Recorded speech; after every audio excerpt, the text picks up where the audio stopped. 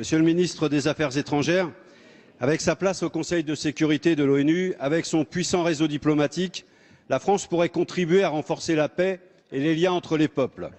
Mais au lieu de cela, l'armée française est intervenue la semaine dernière au Tchad pour des raisons parfaitement contestables, réactivant les pires moments de la France-Afrique et déchirant l'hypocrite discours de Ouagadougou où Emmanuel Macron en appelait à un tournant des relations franco-africaines. En protégeant le président Idriss Déby, qu'elle a elle-même mis au pouvoir il y a près de 30 ans, la France poursuit son travail colonial. Ici, point de soutien à l'opposition, point de larmes sur les horribles conditions de vie des Tchadiens, ni sur les pénuries alimentaires, ni sur les atrocités du régime et ses violations des droits de l'homme. Pourquoi s'en soucier, puisque le président est un ami? Pareil à Djibouti, où la France préfère laisser les opposants se faire persécuter, parce que c'est un régime qui abrite sa plus importante base militaire du continent.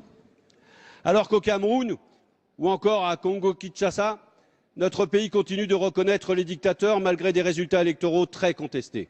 Dernier exemple en date, le Venezuela, qui cherche un chemin différent, subit aujourd'hui les foudres de pays et d'entreprises opportunistes toujours prêts à se jeter sur un gigantesque gâteau pétrolier. Vous avez préféré écouter ceux qui mettent les peuples à genoux pour se poser ensuite en sauveur, plutôt que d'écouter réellement le peuple. Sans aucune légitimité, l'Élysée a donc décidé de jeter par-dessus bord le peu d'indépendance qu'il nous restait vis-à-vis de la Maison-Blanche.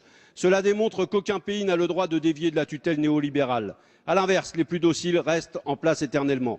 Une France aux ordres n'a pas d'avenir sur l'échiquier international.